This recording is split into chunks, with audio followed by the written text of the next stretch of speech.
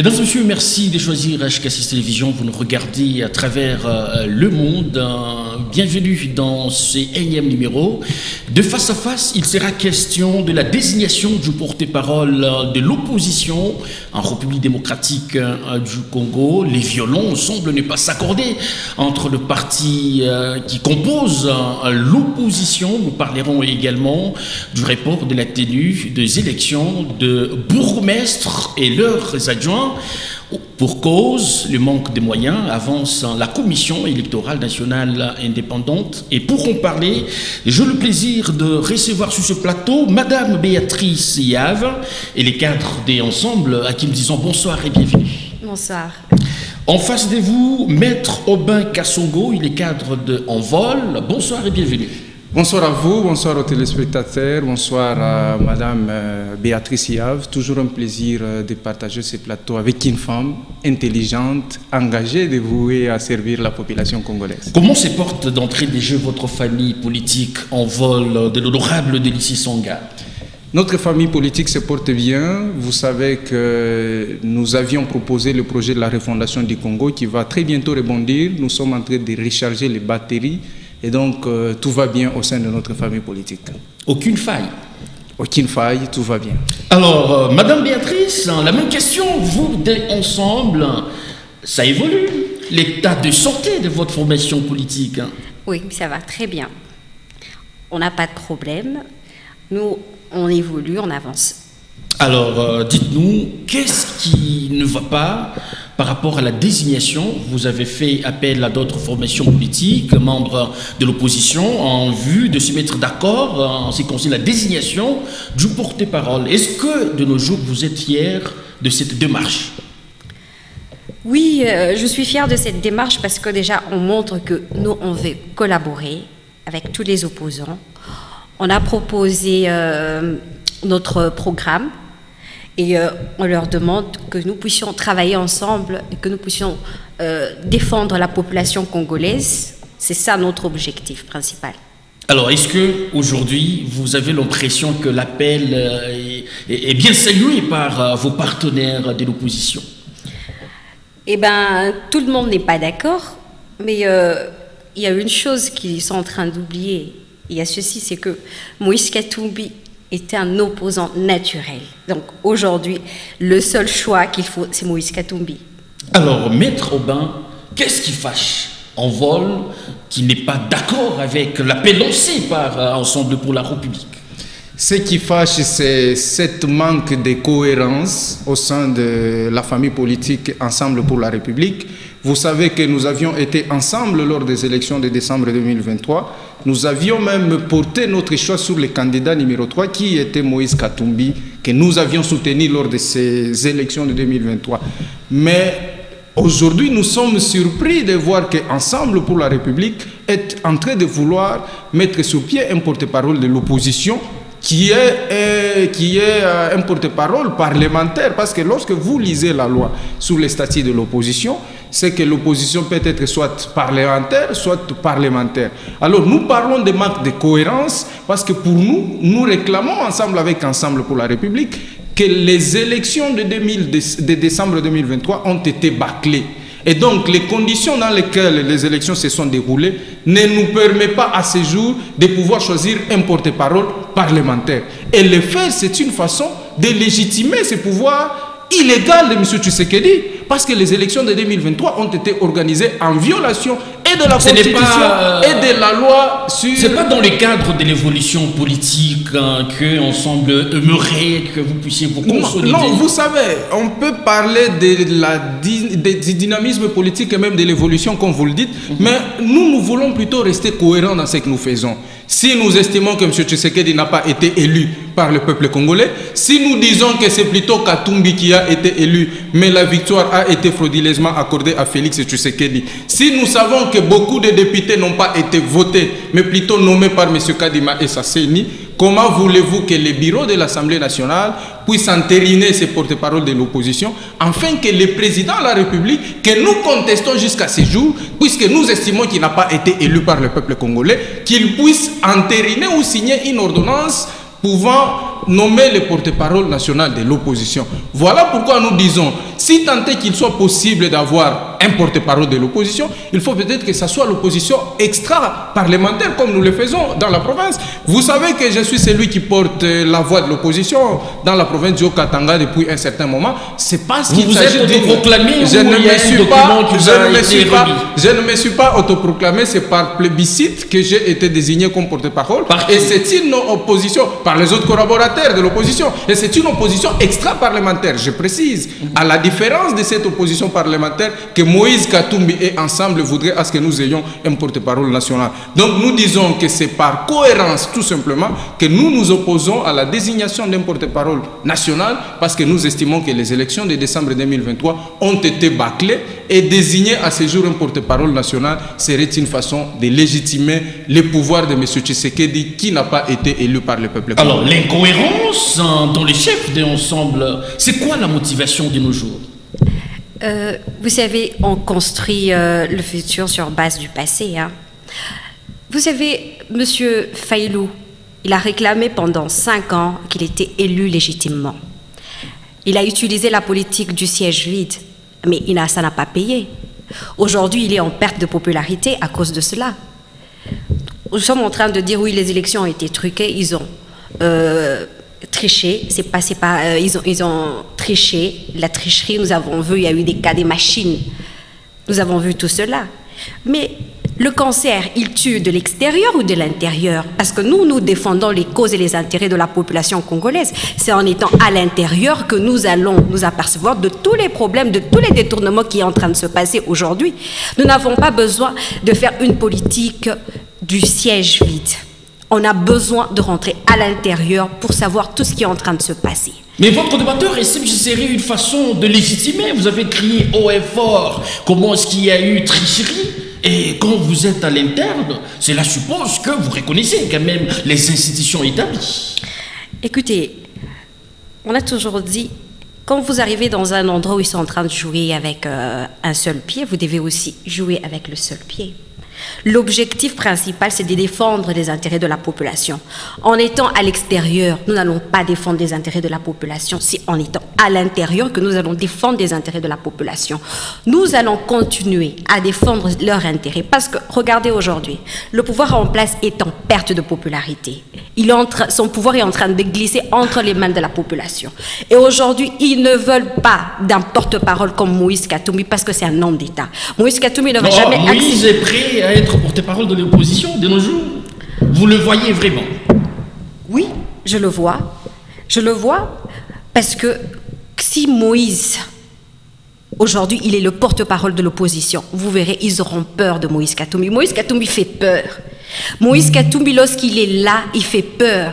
Et les gens se bousculent, les gens se battent pour faire tomber Moïse Katumbi. Sa présence simplement fait peur au pouvoir actuel.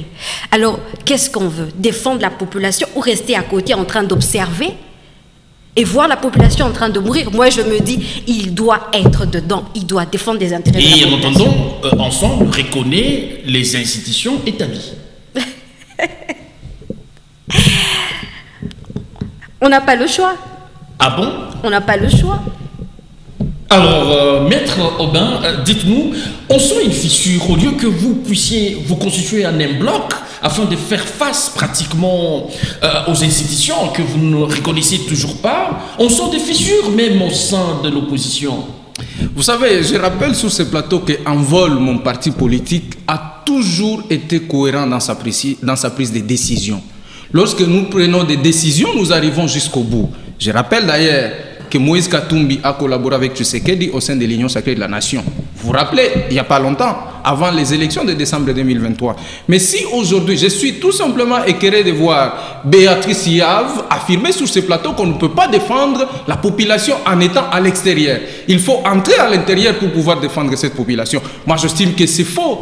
Déjà, au sens de l'article 2 de la loi sur le statut de l'opposition, on peut attendre par opposition tout regroupement politique ou parti politique qui ne prend pas part au gouvernement ou qui ne soutient pas l'action gouvernementale. Mais lorsqu'on a besoin d'aller à l'intérieur, c'est là qu'on se pose la question. Est-ce qu'à ces jours, ne faut-il pas peut-être craindre et se poser la question de savoir si Moïse Katumbi n'est pas un infiltré au sein de l'opposition? Nous l'avions dit avec Constant Moutamba qui tout le monde nous traitait de populistes ou de ceci. Aujourd'hui, tout le monde comprend finalement que Constant Moutama n'a jamais été membre de l'opposition. Il était tout simplement un infiltré. Et donc ici, vous qualifiez Moïse Katumbi? Non, je ne qualifie pas. Je suis en train de réfléchir à haute voix. C'est une question fondamentale que je me pose. J'ai beaucoup de respect pour le président Katumbi que nous avons soutenu comme candidat et nous avions estimé. Et les intérêts vous ont séparés. Ce ne sont pas les intérêts. Nous sommes toujours du côté de la population congolaise. Nous estimons qu'accepter de collaborer avec le pouvoir de Tshisekedi, parce qu'un porte-parole de l'opposition nationale parlementaire doit être nommé, pas nommé, mais bon, peut-être entériné par une ordonnance du président de la République. À partir du moment où nous disons que ce président n'a pas de légitimité, il n'a pas de légalité, il n'a même pas de popularité, comment voulez-vous que ce président puisse nommer un porte-parole de l'opposition? Parce que lorsque vous êtes porte-parole de l'opposition parlementaire, c'est que vous êtes l'interface entre l'opposition et la majorité. Ça veut dire en d'autres termes, vous êtes pratiquement à califourchon entre les deux. Vous jouez à la neutralité, ou vous voyez un peu notre crainte. C'est là que nous disons que Moïse Katumbi ne pouvait pas accepter, ou il ne peut même pas accepter. Est-ce que ce n'est pas un piège du pouvoir en place? Parce que on regarde le porte-parole, il a le statut d'un ministre d'État. Et il est payé par l'État congolais, voyez-vous. Donc nous voulons rester dans la cohérence, défendre flegmatiquement cette population, sans complaisance, évidemment, pour que nous ne puissions pas nous départir de notre logique qui a été prise depuis. Alors, au regard de forces politiques au sein de l'opposition, je ne sais pas, Envol a produit combien d'élus, mais ne voyez-vous pas qu'il revient des droits ensemble de présenter un porte-parole, si pas Moïse lui-même? Non, lorsque d'abord vous lisez la loi, le porte-parole de l'opposition, qu'il soit parlementaire ou non, il n'est pas obligé d'être un député national. Vous parlez ensemble ou en vol à combien de députés nationaux? Vous savez que nous avons été victimes de notre choix politique. On nous a tout simplement écartés parce que nous avions décidé de porter notre choix sur Moïse Katumbi comme notre candidat président de la République. Rappelez-vous, lorsque le président Tshisekedi est parti au Kasaï, il a déclaré, Urbi Tordi, qu'il y a l'un de nos frères qui nous a trahis parce qu'il a rejoint l'ennemi. Qui était cet ennemi? Qui était ce frère-là? C'est Delis Sanga. Qui était cet ennemi-là? C'était Moïse Katumbi. Donc, Delis Sanga a payé le prix pour avoir porté son choix sur Moïse Katumbi. Donc, à ce jour, nous estimons que c'est illogique et même incohérent de revenir sur cette décision. Nous qui réclamions la victoire de Moïse Katumbi, nous qui disions qu'il fallait qu'on puisse annuler ces élections, que ce même président de la République puisse nommer par ordonnance un porte-parole. Alors, Béatrice Yaf, est-ce qu'ici on peut dire qu'il y a un deal entre Moïse Katumbi et Félix Tshisekedi? Il n'y en a pas. Il n'y en a pas. Vous avez vu la déclaration du président Moïse le 30 juin. Vous avez vu? Il a parlé qu'il y a de la dictature. Il a parlé que la population n'est pas prise en compte. Il défend les intérêts de la population. Parce que si vous voyez Moïse Katumbi, il ne veut pas de guerre. Il veut faire une opposition républicaine pour défendre la population congolaise. Je crois que si pour eux, la politique de la chaise vide payera pour eux, mais pour nous, ça ne payera pas. Parce que nous avons besoin d'être à l'intérieur. Regardez, aujourd'hui, nous avons beaucoup de cas de détournement, beaucoup de cas de ça. Mais qui sont en train de faire sortir ces informations? Mais c'est parce qu'on est à l'intérieur. Mais si on n'était pas à l'intérieur, est-ce qu'on devrait avoir tout ça comme information que nous avons aujourd'hui? Aujourd'hui, nous avons la possibilité de dire à la population, attention, il y a ça, attention, il y a ça, attention, il y a ça. C'est parce que nous sommes à l'intérieur. Mais si nous sommes à l'extérieur, ça ne va pas payer. On va continuer à avancer, mais on sera en perte de popularité. La preuve aujourd'hui, vous voyez ce qui se passe. Nous avons besoin de défendre ses intérêts. Si à l'intérieur, moi je dis le cancer, il ne tue pas de l'extérieur, il tue de l'intérieur. Parce qu'à l'extérieur, il n'aura jamais accès au corps humain. Alors, une fois qu'Ensemble est désigné comme porte-parole de l'opposition, vous cessez d'être de l'opposition, puisque dans ces cas, le résultat sera partagé. On ne cessera pas d'être dans l'opposition parce que quand on regarde... En partageant les pouvoirs, vous êtes toujours dans l'opposition. Mais on est là en train de défendre des intérêts. Il y a des opposants qui défendent les intérêts de la population. Mais on est à l'intérieur, oui, d'accord. Mais vous oubliez une chose. Il y a celui qui décide. Mais nous, on est là en train d'observer. Il y a ceux qui sont en train de prendre des décisions financières, telles décisions. Mais au cas contraire, Si nous ne le faisons pas, qu'est-ce qui va arriver? C'est comme si nous abandonnons la population congolaise. Est-ce que c'est la population qui vous délègue pour la représenter au sein des institutions? Écoutez, nous travaillons pour les intérêts de la population. Nous défendons les intérêts de la population. Et la population nous fait confiance, entièrement confiance, parce que la première des choses, nous voyons que quand Moïse Katumbi a travaillé pour la province, il y a toujours eu quelque chose de meilleur. Tandis qu'aujourd'hui, tout ce qui est en train de se passer, rien ne va. La population aujourd'hui a besoin d'un sauveur, et le seul sauveur, c'est Moïse Katumbi. Est-ce que Ensemble est prêt à accepter que le porte-parole de l'opposition provienne en dehors de cette formation politique qui est vôtre? Écoutez, déjà, quand on regarde, soyons cohérents, nous avons des députés, nous avons des sénateurs. Donc, on n'a même pas besoin de faire beaucoup de déclarations. Moïse Katumbi est le porte-parole de l'opposition naturelle. Alors, Maître Aubin Kassogo, si vous demeurez dans cette optique-là de ne pas avoir un porte-parole issu de l'opposition, vous primez la politique de la chaise vide qui, du reste, ne paye pas très souvent. On ne prime pas la politique de la chaise vide. Je viens de vous dire qu'au sens de la loi sur les statuts de l'opposition est soit parlementaire, soit extra-parlementaire. Ici, nous parlons de l'opposition parlementaire. J'y arrive, je répondrai à votre question sans embâche, donc ne vous en faites pas. Je disais que nous avons deux possibilités, soit d'avoir une opposition parlementaire, soit une opposition extra-parlementaire. L'opposition extra-parlementaire, c'est celle que nous faisons depuis la nuit des temps. Mais nous disons qu'accepter l'opposition parlementaire, accepter de désigner un porte-parole de l'opposition qui sera entériné par une ordonnance du président Tshisekedi serait une façon de légitimer ces pouvoirs que nous qualifions de pouvoirs des ordres païens. J'ai entendu Béatrice Yave vous dire sur ce plateau que être à l'extérieur ne nous permettra pas de pouvoir dénoncer, de savoir ce qui se passe à l'intérieur, mais il y a déjà toute une panoplie d'actions que nous pouvons prévoir lorsqu'on est en dehors de cette opposition extra-parlementaire. Dans l'opposition extra-parlementaire, on peut s'unir ensemble avec toute l'opposition et pouvoir mener des actions de grandes envergures pour parer la route à M. Tshisekedi et son pouvoir. Ça, c'est la première des choses. La deuxième des choses, lorsque vous la posez la question de savoir si Ensemble est prêt à accepter qu'une autre personne vienne, qu'un porte-parole vienne d'une autre formation politique, on vous dit non, c'est Moïse Katumbi qui est le porte-parole naturel de l'opposition. Beaucoup de sénateurs, beaucoup de députés nationaux. Ce ne sont pas là les critères pour être choisi comme le porte-parole de l'opposition. Il faut lire la loi parce que la question elle-même elle est prévue par la loi. C'est pourquoi nous disons qu'il ne faudrait pas entrer dans la suffisance, dans l'outrecuidance et même dans les solipsismes. Dire que Moïse Katumbi est le porte-parole naturel de l'opposition, je ne sais pas. Alors comment on prend tous ces partis politiques qui ont accepté volontiers de faire route ensemble avec Moïse Katumbi ensemble dans cette démarche, notamment LGD du président Matata Pogno et les autres partis politiques. Voyez-vous, voilà pourquoi nous disons que nous devons rester cohérents,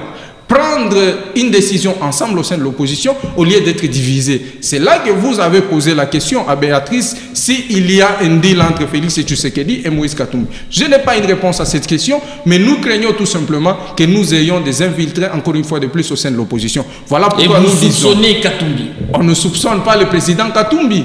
Nous savons que c'est un homme de conviction. Si là, vous parlez avec beaucoup de réserves. Hein? Oui, je parle avec beaucoup de réserves parce que Ensemble a été, mais c'est encore même un parti frère.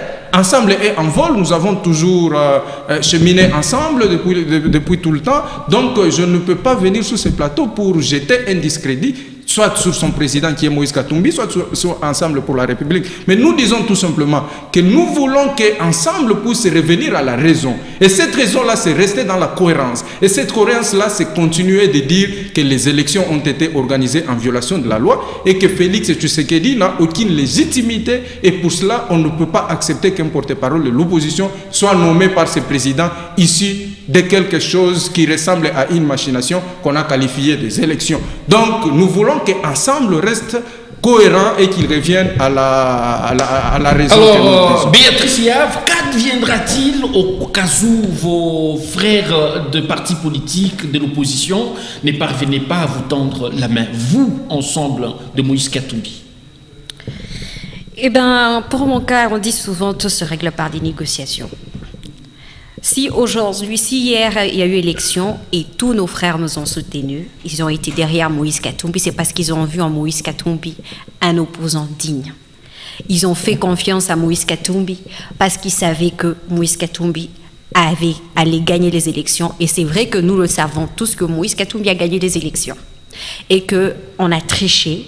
Et c'est pour cela qu'on nous a arraché cette victoire. Mais nous continuons à espérer qu'eux changent d'avis et qu'ils nous raccompagnent. Vous n'êtes pas dispo à changer votre démarche? Je suis désolée. Nous, on va continuer pour les intérêts de la population. Sans l'appui des autres partis frères. Vous savez, nous avons notre stratégie de travail. Nous sommes en train de travailler. Nous ne dormons pas, nous travaillons. Aujourd'hui, s'ils veulent mener toutes ces actions d'envergure pour défendre la population, pour être du côté de l'opposition, ça je ne refuse pas. Mais regardez ce qui va se passer. Nous privilégions la paix. Nous privilégions de protéger cette population. Parce que la preuve, on avait tous les moyens de pouvoir faire des marches. On avait la preuve de pouvoir faire des actions. Mais on a refusé, on s'est dit non, on favorise la paix. Vous avez refusé ou vous vous sentez englouti par les institutions établies? Non, pas du tout. Pas du tout. En termes de popularité, si nous voulions mener des actions, je vous jure que la population n'attendait que le mot d'ordre. Et nous savons une chose.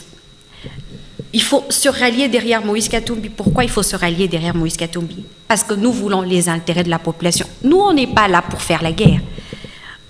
On est là comme pacifistes. On est là pour ramener la paix.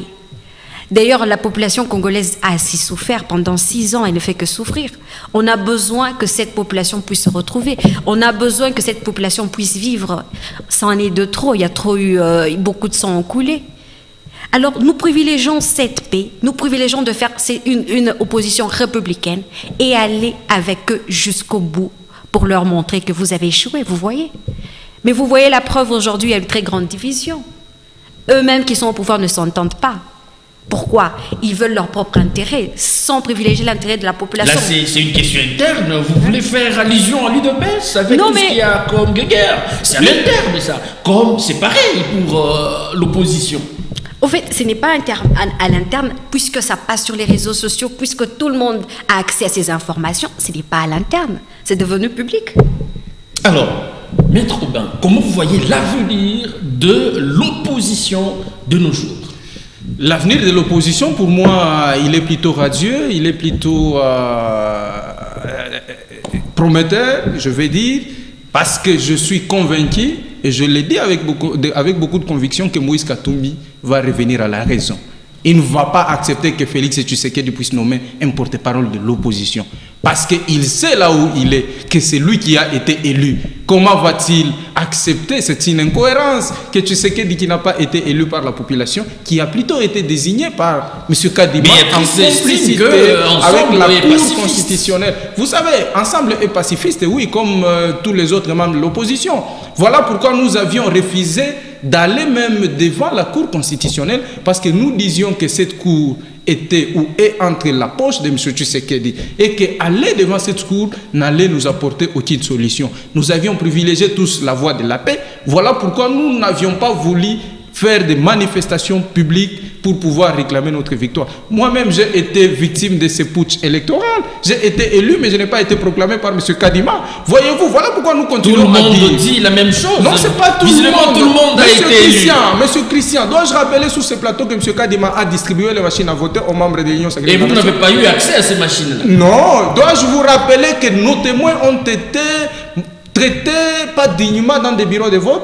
Dois-je vous rappeler que les élections ont commencé, ou les votes ont commencé pendant que nos témoins étaient dehors? Donc il y a tous ces éléments-là qui font en sorte que nous puissions dire qu'il y a un discrédit qu'il faut jeter sur ce cycle électoral organisé par M. Kadima. Et nous disons que M. Kadima est un danger public. Il ne devrait même pas être en liberté. Il devrait être arrêté parce qu'il a, n'est-ce pas, il a vendu l'espoir de toute la population. Vous savez que la souveraineté de notre peuple, la souveraineté de notre pays appartient au peuple congolais. C'est défini par l'article 5 de la Constitution. Voilà pourquoi nous disons que les élections ont été bâclées, mais l'avenir de l'opposition est radieux, parce que je sais que Moïse Katumbi va revenir à la raison et il va accepter que nous puissions ensemble mener une opposition extra-parlementaire et continuer avec la lutte pour que nous ayons la victoire. Parce que la politique que nous faisons, ce n'est pas une politique politicienne. Nous faisons la lutte. Et la lutte, c'est pour conquérir le pouvoir et de façon démocratique sans prendre les armes. Donc, que Moïse Katumbi, que Ensemble pour la République, revienne à la raison pour que nous puissions mener une opposition avec cohérence et en toute logique. L'avenir de l'opposition, vous le voyez aussi radieux? Il y a un mot très important que M. Robin vient de dire là maintenant. Il a dit que c'est le devoir de conquérir le pouvoir d'une façon ou d'une autre, Ouais. en acceptant d'être le porte-parole de l'opposition. Nous avons déjà une partie du pouvoir. C'est que nous cherchons tous à avoir le pouvoir. L'avenir est radieuse, oui. Ce n'est pas en faisant la politique de la chaise vide qu'on va gagner, mais c'est en occupant cette chaise-là. Du moment, même si le président de la République signe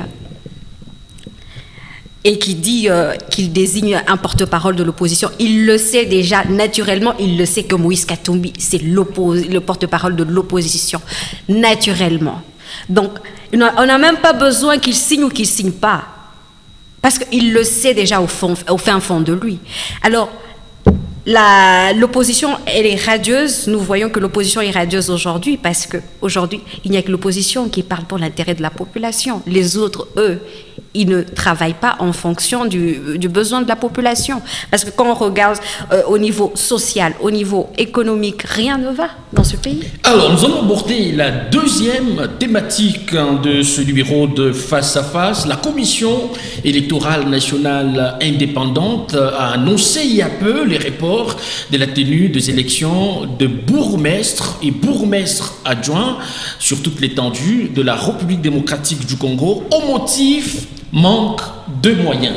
Maître Aubin, votre lecture par rapport à ces reports de la tenue de ces élections-là? Bon, je me pose même la question s'il y a eu opportunité de pouvoir organiser les élections pour les bourgmestres avec la CENI, l'équipe de M. Kadima, parce que vous savez que cette équipe a organisé les élections présidentielles, législatives, nationales et provinciales en violation de la loi, et même les élections municipales. Lorsque vous lisez la loi voudrait à ce que les élections se tiennent pendant 8 heures, donc en un seul jour. Mais M. Kadima a organisé les élections du 20 au 27 décembre. Ça, c'était la première violation de la loi. M. Kadima a constaté que les machines à voter se sont retrouvées entre les membres de l'Union sacrée de la nation, mais il n'a jamais fait un communiqué qu'on aurait volé les machines. Ce qui nous laisse à conclure que c'est lui-même, M. Sasseni, qui avait distribué les machines à voter aux membres de l'Union sacrée de la nation.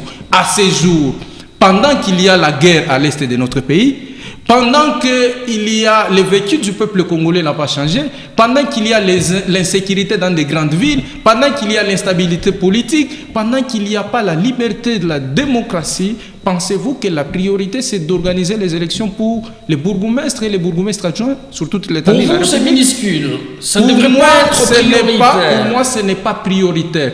D'autant que M. Kadima a dépensé, je ne dirais pas dépensé, dilapidé plus d'1 milliard de dollars pour nous offrir à quelque chose que l'on a qualifié des élections. Donc je ne vois pas pourquoi on va faire confiance à ces messieurs-là qui n'a pas montré la sérieuxité dans sa façon d'organiser les élections, qui a plutôt que, avec lui, nous avons comme l'impression que nous avons connu un recul. S'il faut faire la comparaison entre les élections de 2006, de 2011, de 2018, nous pensons que les élections les plus nulles que le pays n'ait jamais connues, c'est les élections que M. Kadima a organisées. Vous avez suivi? Donc il n'y a pas urgence, il n'y a pas nécessité, il n'y a pas priorité d'organiser les élections. Les conseillers communaux sont montés au créneau pour réclamer la tenue de ces élections-là. Mais c'est leur droit, ils ont le droit de pouvoir réclamer cela, mais beaucoup de ces conseillers-là, ils savent comment ils sont devenus, devenus conseillers communaux. Je sais que beaucoup se sont retrouvés dans les mêmes circonstances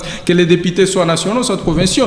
Donc, je ne sais pas pourquoi ils veulent s'empresser. Et je me pose même la question, où est l'intérêt de la population dans cette précipitation, dans cet empressement de pouvoir organiser les élections pour les bourgmestres. Voilà pourquoi nous disons qu'il faut peut-être tabler sur les priorités, parce que c'est une organisation qui va demander des moyens colossaux, alors que le pays a besoin de changer le vécu du peuple congolais, de mettre fin à l'insécurité. Cet argent-là pour organiser les élections, je pense qu'on peut peut-être augmenter les salaires de nos militaires, de nos policiers. Est-ce que ça revient à la CENI d'augmenter le salaire des militaires? Non, je ne dis pas que ça revient à la CENI, mais je dis que c'est le gouvernement qui doit prendre les moyens et donner à la CENI. Mais ces moyens-là que le gouvernement peut prendre et donner à la CENI, on peut canaliser ça pour des questions prioritaires. Et la priorité à ce jour, c'est la sécurité, c'est le changement du vécu du peuple congolais. Alors, Béatrice Yave, la CENI évoque la raison de manque de moyens pour l'organisation des élections de bourgmestres et leurs adjoints. Pensez-vous que cette raison avancée est-elle fondée? Elle n'est pas fondée parce que quand nous voyons des cas de détournement, des millions, de 328 millions, de 400 millions détournés dans le pays, est-ce que vous pensez qu'ils n'ont pas de moyens pour organiser les élections? Je ne pense pas. Je crois qu'ils ont les moyens pour organiser ces élections-là. Le but, c'est de nommer ce qu'ils veulent pour servir leurs intérêts, leurs propres intérêts. Même s'ils vont aux élections, ils vont toujours choisir ceux qui les intéressent. C'est pas prétentieux, ça? Non, c'est que je vous dis, quand nous voyons les élections aujourd'hui, comment ça s'est passé, c'était des élections vraiment chaotiques. C'était comme si déshabiller Saint-Pierre pour habiller Saint-Paul. C'est ce qui s'est réellement passé. Parce que vous verrez qu'ils privilégieront rien que les intérêts de ceux qui sont au pouvoir, pas les intérêts de la population. Nous avons vu le cas des députés, nous avons vu le cas des députés provinciaux, nationaux qui ont été nommés. Vous avez vu ce qui s'est réellement passé. Donc, ils ont l'argent, ils ne veulent pas organiser parce qu'ils veulent d'abord privilégier leur propre intérêt, mettre des gens qui vont les servir. Mais les candidats bourgmestres et bourgmestres adjoints, les conseillers ont eu pratiquement déboursé de l'argent. Alors cet argent-là ne devrait-il pas servir à l'organisation de ces élections? Eh bien, je crois que pour le moment, ils ont d'autres intérêts dans leurs priorités. Et la priorité n'est pas encore là à avoir de nouveaux bourgmestres, puisque les anciens sont en train de servir leur intérêt. Je ne vois pas pourquoi est-ce qu'ils vont privilégier ces élections le plus rapidement possible. Vous semblez tous minimiser la tenue de ces élections-là. Non, on ne minimise pas. Est-ce simplement parce que dans l'opposition, il n'y a pas de candidats qui compétissent? Non, nous ne sommes pas en train de minimiser cette question. Nous disons tout simplement la vérité. J'ai beaucoup aimé la réponse de Madame Béatrice, l'honorable Béatrice Yave, comme j'aime l'appeler, qui a manifestement dit clairement comment ces gens-là veulent nommer les leurs pour leurs intérêts égoïstes. Et c'est une évidence que personne ne peut remettre aux antipodes. Ceux qui sont bourgmestres à ce jour, ils sont tous les lions sacrés de la nation. S'ils sont émis par la volonté de changer le vécu de cette population, pourquoi ils ne travaillent pas? C'est quoi donc la nécessité de pouvoir organiser? Donc l'objectif, ce n'est pas de servir la population, mais c'est plutôt de se servir eux-mêmes. Voilà pourquoi nous disons qu'il n'y a pas priorité. Les moyens, il y en a, mais ces moyens-là, on peut canaliser ça aux questions prioritaires. L'honorable Yave vous a dit comment on a détourné des millions et des millions de dollars. Et c'était avec la bénédiction du président Tshisekedi, parce que vous voyez que ceux qui détournent, personne n'a été arrêté depuis que Tshisekedi est président de la République. Ah bon? Mais ceux qui s'expriment, oui, je dis bien ceux, personne. Vous versiez très bien vos propos. Je vous donne, je vais avec des évidences. Allez-y. Dans le procès 100 jours, aucune personne n'a été condamnée. Tout le monde a été innocenté. Alors que les millions ont été dilapidés, détournés. Et ce n'est pas retourné au trésor public. Dans le projet Chile-Zelou, personne n'est en prison. Dans le projet des fonds destinés à la gestion de Covid, Eteni Lungondo, qui est de l'UDPS, il n'a jamais été arrêté. Une arrestation fallacieuse peut-être. Dans le projet de l'enseignement, il n'y a pas eu de l'arrestation. Mais on a vu aujourd'hui avec le monsieur Nicolas Kazadi, qui a été cité dans les détournements, qu'avec la bénédiction de sa hiérarchie, il est parti à l'étranger. Mais ceux qui s'expriment sur pied de la Constitution qui nous donne la liberté d'expression sont vite émoussés par la justice congolaise. C'est le cas de Jacques Ndala qui a fait la prison. C'est le cas de Pero Louara qui est en exil. C'est le cas de Gloria Senga qui a été arrêté, heureusement qui a été libéré parce que nous avions fait beaucoup de manifestations au sein des Envols. C'est le cas de Mike Mukebai, de Jean-Marc Kabound et les autres. Voilà pourquoi nous disons que c'est une question que nous posons à M. Tshisekedi. Entre ceux qui s'expriment au nom de la liberté d'expression et ceux qui détournent, qui dilapident des millions de dollars, qui méritent la prison? Je pense que seul M. Tshisekedi et son pouvoir sont capables de répondre à cette question. Alors, Madame Béatrice, dites-nous, Ensemble a aussi aligné quelques candidats pour la gestion de quelques municipalités à travers les RDC.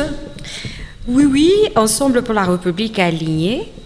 Mais nous attendons cette tenue des élections, mais nous savons déjà qu'ils ont déjà choisi qui ils vont mettre pour servir les intérêts de ceux qui sont au pouvoir. Vous croyez à des nominations et non à la tenue des élections?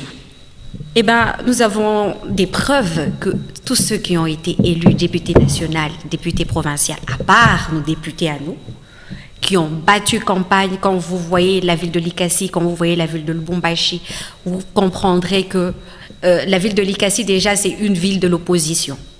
Ah bon? Oui, vous exactement. Vous êtes déjà attribué de villes appropriées à l'opposition. Non, mais la ville de Likasi, c'est une ville de l'opposition.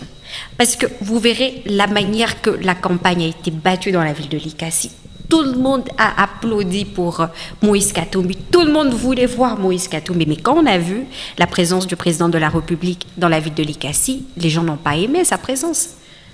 Vous voyez déjà, c'est quelque chose qui est déjà acquise. Donc, moi, je dis souvent que ce qui est en train de se passer aujourd'hui, c'est comme, prenons l'exemple d'un père de famille dans une maison, où quand il y a les enfants qui se comportent mal, et le père, il regarde, il sait que les enfants se comportent mal, mais il n'agit pas. Ce désordre, soit il profite au père pour le permettre de sortir, de faire tout ce qu'il veut, pour que la maman ne puisse pas lui poser des questions où est-ce qu'il était. Alors moi, je trouve que tout ce qui est en train de se passer, si ça ne va pas, c'est le président de la République qu'on voit. Et donc ici, on comprend que bien qu'Ensemble a déjà eu à aligner quelques candidats pour la gestion de certaines communes, vous êtes sceptique, c'est-à-dire vous ne leur accordez pas la chance. Ben, nous savons déjà comment ça se passe. Alors, face à un pouvoir de voyou, il faut se comporter comme un voyou. Non, c'est pas si fort, s'il vous plaît. Non, il n'a traité personne de voyou. Il dit face à un pouvoir de voyou. C'est un exemple. C'est un exemple. Oui, mais vous faites allusion à quel pouvoir? Non, c'est une expression. C'est une expression qui veut dire, par exemple, si vous vous retrouvez, par exemple, dans un groupe des gens qui se comportent mal, il faut vous comporter aussi comme eux. Donc là, vous vous comportez aussi mal. Non, on se pour vous adapter. Au fait, pour que nous ayons au moins... Et surtout que vous aviez dit, vous trouvez dans un environnement où c'est beaucoup plus une expression que dans un environnement où vous trouvez des... avec un seul pied. Dans un environnement où vous trouvez... C'est assez Ensemble joue désormais. Exactement. Dans un environnement où vous retrouvez avec des gens qui sont tellement brutaux, qu'est-ce qu'il faut se passer? Qu'est-ce qu'il faut faire? Vous optez la brutalité. Vous optez la brutalité pour sauver votre vie. Si vous n'optez pas pour la brutalité, vous n'allez pas sauver votre vie, on va vous persécuter, on va vous tuer. Et du côté des Envols, il y a aussi quelques candidats. Non, on ne peut pas aligner les candidats avec cette CENI de M. Kadima. Parce que nous disons qu'on n'a rien à espérer et de ce pouvoir de M. Tshisekedi et de cette CENI. Voilà pourquoi on ne pouvait pas aligner aucun candidat à la municipalité et on ne le fera pas. Et nous continuons à dire que M. Kadima a tout simplement dilapidé les moyens de notre population et qu'il ne nous a pas organisé les élections dignes de ses noms. Et on ne le voit pas les faire pour la municipalité. Voilà pourquoi, au nom de la cohérence, on se refuse d'aligner aucun candidat à la municipalité et nous continuons à dire qu'il faut que ça change et ça changera. Et vous êtes aussi... Voilà, allez-y. Et pour que ça change, il faut que le peuple se prenne en charge. L'article 64 de la Constitution est clair. Nous avons comme l'impression que de plus en plus, la violation de la loi et même des textes légaux est devenue, a élu plutôt domicile au sein du pouvoir de M. Tshisekedi. Et s'il continue avec la violation de la Constitution, on ne peut qu'appliquer l'article 64 parce que c'est un moyen qui nous est reconnu par la Constitution.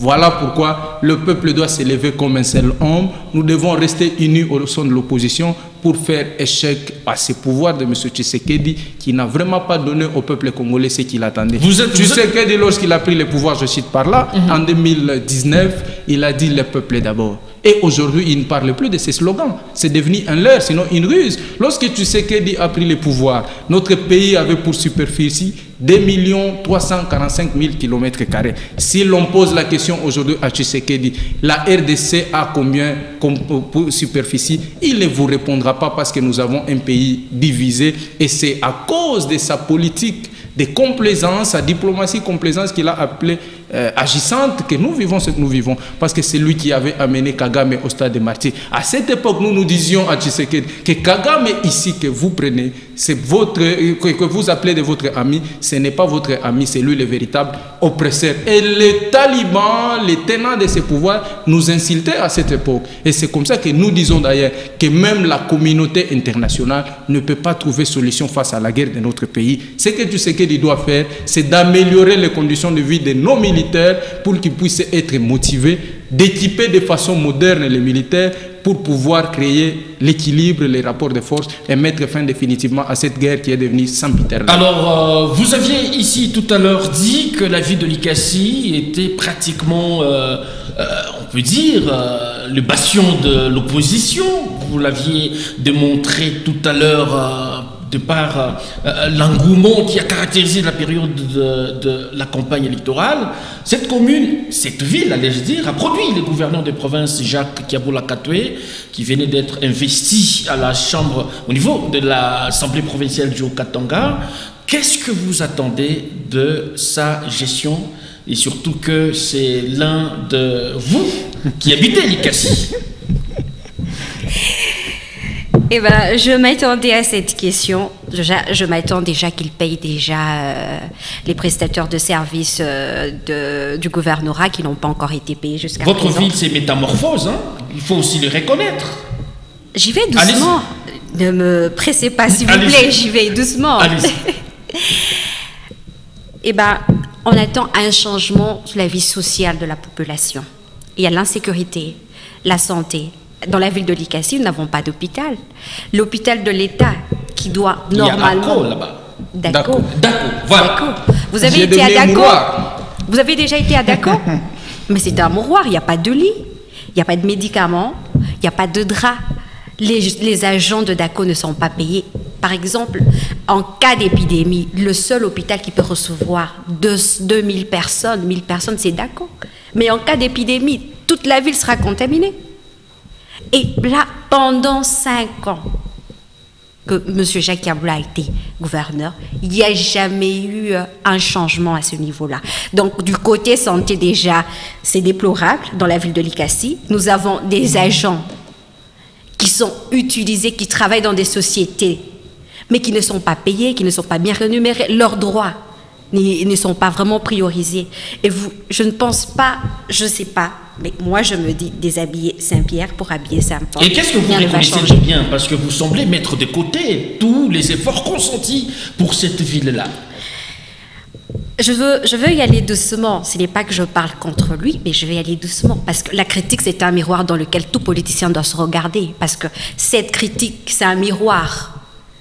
Et elle est bonne ou mauvaise, mais à vous d'en prendre ce qui peuvent vous aider à avancer. Déjà, nous avons l'université de Likasi, où M. Jacques Kiaboula il a doté à cette université un transfo qui n'est pas aux normes de la SNEL. Est-ce que vous pensez qu'il a collaboré avec les agents de la SNEL? Il faut rappeler que lui-même, c'était un ancien de cette université. Hein, Kiaboula est passé par là. Exactement. Et les étudiants de là sont en train d'étudier sans éclairage. Leurs yeux sont en train de s'abîmer. Rien ne va dans la ville de Likasi. Allez-y voir. Peut-être les routes. Oui, les routes. Est-ce que les gens vont marcher sur ces routes-là affamés? Les gens vont marcher sur ces routes-là qui n'ont pas été payés. Vous voulez qu'il transforme la ville par une baguette magique? Soyez quand même de bonne foi. Vous oubliez une chose, la ville de Likasi fait rentrer beaucoup d'argent dans le Haut-Katanga. Il participe. Et quand on regarde ce qui se passe, ça ne va pas. Vous avez des carrières minières. Aujourd'hui, quand vous allez dans la ville de Likasi, il n'y a pas de l'eau. Les gens n'ont pas accès à de l'eau potable. Ça fait combien de temps que ces gens n'ont pas accès à de l'eau potable? Allez voir, allez vérifier. Vous avez l'école, hein, le col de l'Aïténé, depuis que Moïse Katumbi était gouverneur, qui a été peint jusqu'à ce jour. Alors, Aubin Kassongo, même question. Quels sont les exploits jusqu'ici réalisés par les gouverneurs de province, pas seulement dans le cadre de la ville de Likasi, mais sur l'ensemble de la province? À l'actif du gouverneur Tiavola, nous avons connu des séparateurs dans des routes à dimension minime, alors que cela est prohibé par des normes internationales. À son actif, nous avons connu des bambous ou des poteaux de l'éclairage public en bambou ou en triplex. À son actif, on a connu une insécurité grandissante. Qu'est-ce que vous attendez de lui? À son actif, nous avons connu l'instrumentalisation de la jeunesse mal guidée. Qu'est-ce que vous attendez de lui? Ce que nous attendons de lui, c'est d'abord pouvoir changer les vertus du peuple au Katangé. C'est de ne pas être dans le népotisme.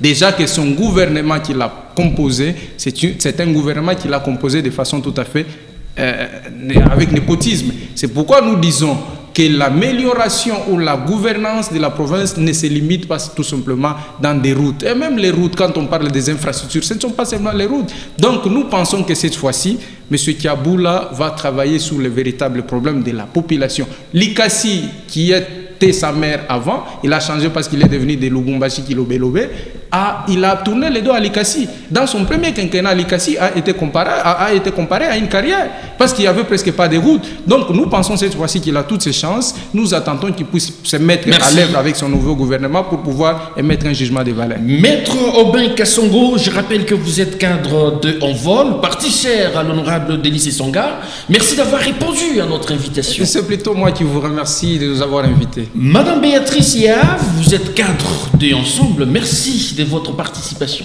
Je vous en prie. Merci à vous qui nous avez suivis à travers le monde. Nous vous retrouvons très prochainement avec la même détermination. D'ici là, portez-vous bien et à très vite.